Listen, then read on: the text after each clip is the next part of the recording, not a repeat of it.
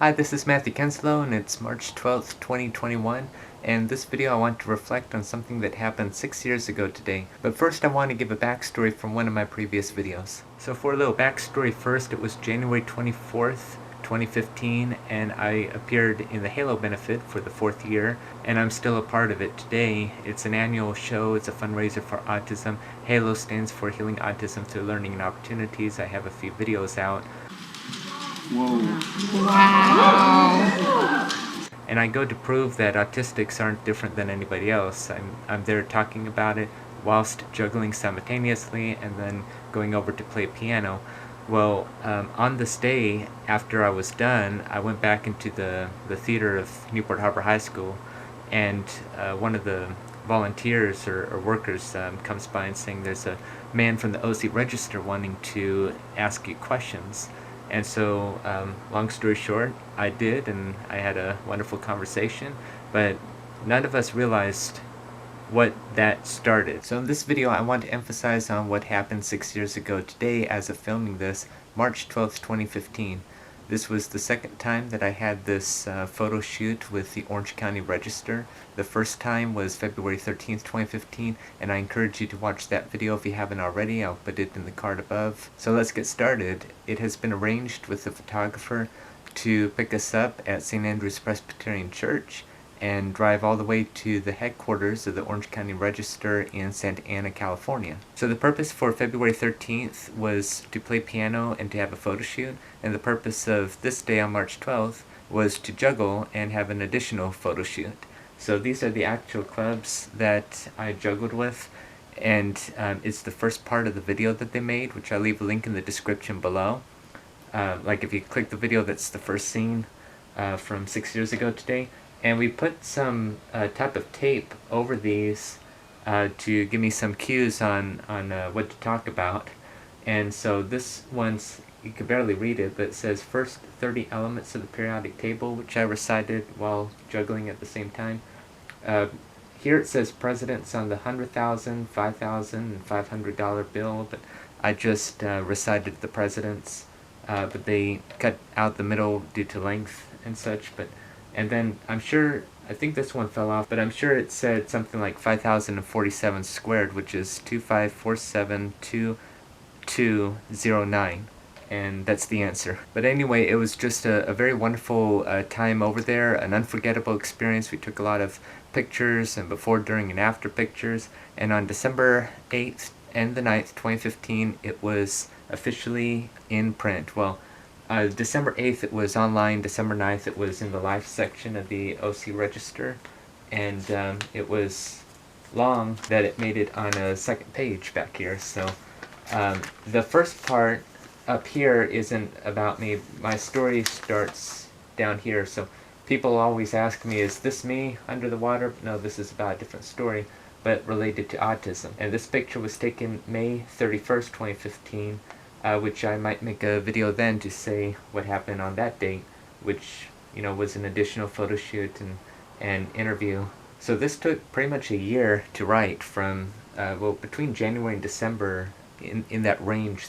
My story was being written and filmed, so I'm very grateful, very appreciative. The photographer has been extremely dedicated, and I'm extraordinarily thankful, so much so that I have an entire chapter 15 in my book saying or talking about my story in the OC Register. But before I talk about that, the very beginning of the article says, ask Matthew Kenslow the square of 5,043 and he'll respond instantly, 25,431,849. So it's just basically a math shortcut, and it is a short range of numbers, but it, you know, a lot of people like it, and I do have a YouTube video like giving a tutorial of how I did that back in 2017.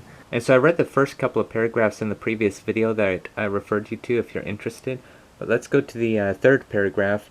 It says, nearly 1 month later, which was March 12th, 2015, 6 years ago today as of filming this, he, which I'm referring to the OC Register photographer and journalist, drove my mother and me over to the OC Register headquarters building in Santa Ana. There he filmed me juggling while simultaneously reciting the presidents, listing the first 30 elements. Due to time, I did not say all 118, and briefly talking about Asperger syndrome.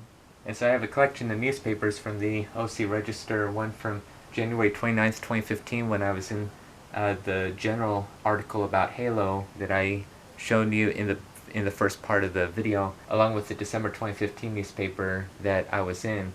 And what's interesting is that in that same folder in my collection, I guess, I actually have a 9/11 newspaper from the OC Register. It's actually the 6-month anniversary, and the date is March 12th, 2002, which is 19 years ago today. So I have like 2 newspapers that my mother saved here at the 6-month anniversary of September 11th terrorist attack. So once again, I'm quite grateful for the OC Register, so much so that I dedicated an entire short story in my anthology here. This is award-winning and it's making a difference in lives all across the world in every continent except Antarctica, so I'm quite blessed. I did take a photo of the first page of this and sent it over to the OC Register on Facebook, and then they said email it to us, so I did, and they said thank you and we'll pass it on to the assignment desk. So I'm thankful that I'll be in the OC Register again. I've contacted many people since July 2019, from news organizations to newspapers, and I only got 2 minutes of airtime on Coast. So please, I humbly ask you to put my name down to various news organizations, from newspapers, podcast, radio, television, in your area, in the headquarters area in Manhattan, New York City, where ABC and NBC and such are located at. I have recently got in contact with K-Wave 107.9 FM, and K-Wave said that a news director will get with me next week, so I'm excited about that. I might make an update video on that next week. And also, shortly after, I got a message back from like an affiliate of PBS, and said, well, we can't focus on that, we focus on something else, but try WGBH, and they sent me the contact website, or the website to contact them, and I sent a couple of emails over to them, so let's pray that I'll get something back too, so I could start, that I could continue making a difference. Again, I've contacted various schools, churches, organizations, podcast, radio, television, and about 99.99999% of them don't even get back with me, or they do and say congratulations, but no, or not right now. But I am thankful of whom I got in contact with: Juan Fernandez, George Pinocchio, Michelle Tuzzi, Kate Atwood, and it's just a matter of time. But that's why I need your help.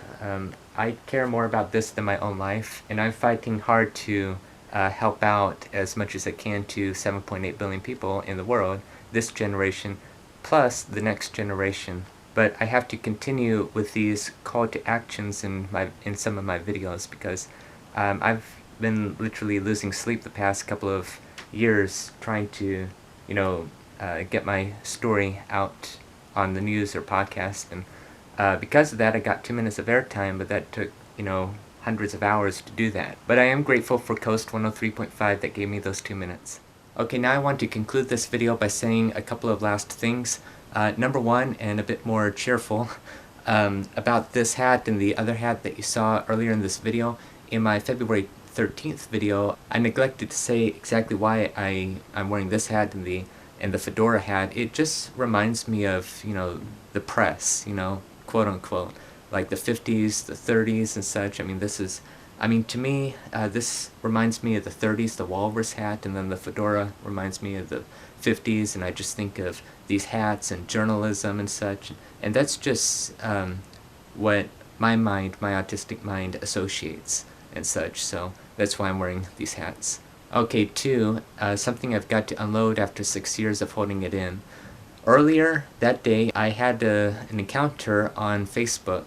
One of my friends from church, or at least his page, his Facebook page or profile, started to message me, and I'm not sure if it was that morning or if it started like the day before or sometime, but we were going back and forth right before I was getting ready to go to St. Andrews to be picked up, and then from there the OC Register building.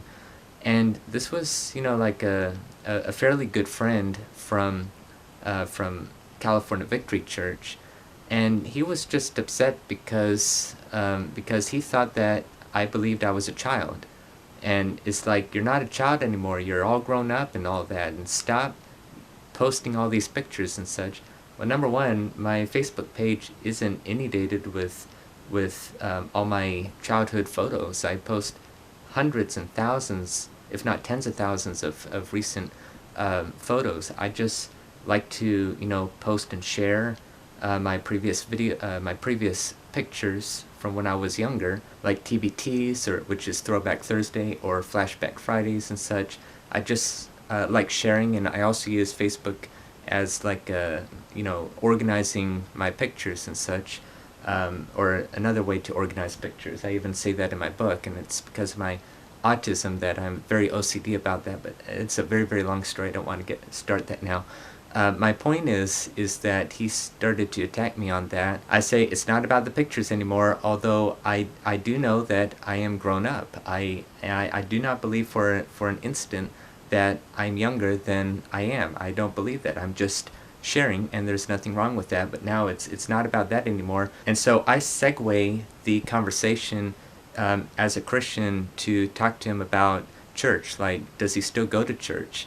And he said, yeah, I go to this church and such in another city. And when I'm trying to, my point in that is trying to, remind him about, Christian friendship and such, and because that's in my heart. Well, I just wanted to make sure of that. I mean, I did see this person rant on Facebook about the church before, not because he was ranting against Christianity, but against how somebody was treated at our church. But speaking about our church, I mean, that's how we became friends in the first place. I mean, we knew each other for years, we enjoyed talking to each other, and all of a sudden he turned on me.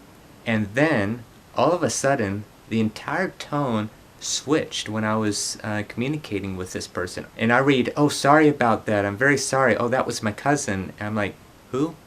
And apparently, according to what I read, the real person, the real friend, got on and started to apologize to me, saying that was his cousin speaking to me using his account, and that he just got mad at him and such.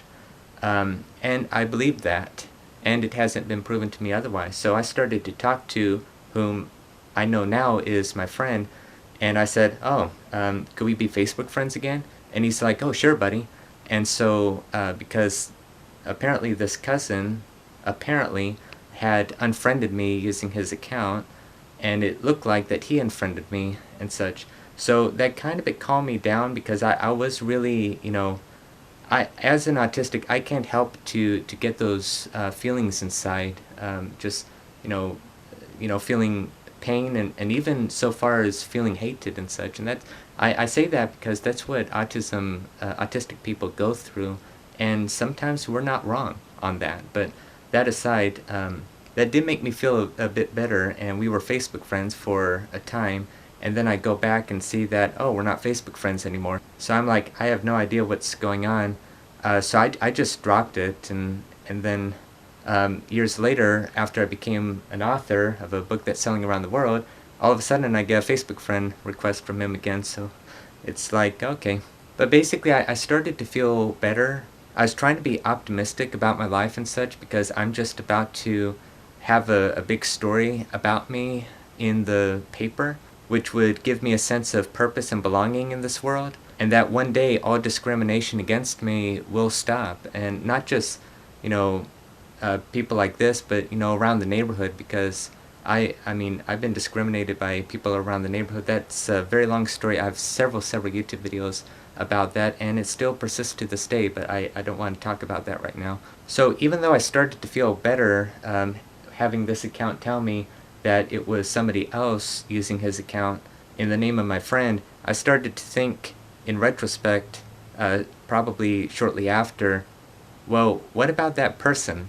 There's still a person out there that still thinks that I believe I'm a child when I'm not, and hates me over it. I mean, that person was cussing in that thread, that message thread, like saying blank this and bye and everything, and just childish teasing like language and such. So, and it's like, he's accusing me of being a child or thinking I'm a child. So, but honestly, I'm a big supporter that anyone can do what they set their mind to do. I believe that people like this person had something happen in the past, something that made them hurt or angry. Usually, the quote goes, hurt people, and people who are bullies were bullies themselves and all that, and that was true and such. And people who are bullies are usually jealous of other people, and I mean, I'm trying to eradicate all bullying and discrimination, and that the people who are bullies or trolls will, realize they have a purpose, because I believe that, and I'll always believe that. If they go to their deathbed believing that, I'd feel a bit sad that I failed, because I believe that everyone has a purpose in this life, and that's why I'm fighting hard to get this book out and get myself out to the billions of people, and that's why I'm asking for these call to actions. So I thank you, OC Register and K-Wave and other places that are going to interview me about this, and the other people that I got in contact with, like Kate Atwood in Idaho. And of course I do know this friend of mine, the friend who seemed to be the real friend to me. This person lives in a rough neighborhood in Santa Ana, California. I mean, one of our pastors told me that he was driving him home and dropped him off, and then a couple of houses down, there's a gunshot where someone was murdered and such. So I'm sure that really resonates in the heart and the mind of people in certain neighborhoods across the world. But I'm trying to bring the truth that everyone has a purpose and a calling. Just put aside differences and discrimination. Stop being angry and just believe in yourself, even if I have to follow that with "for once," as in believe in yourself for once and such. So anyway, there's a lot more I could continue to go on and on, but I believe I made the point.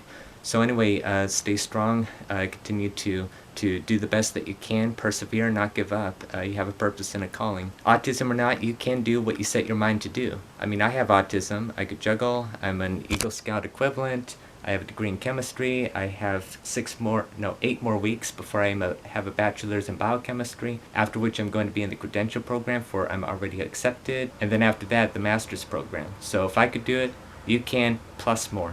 So have an excellent day.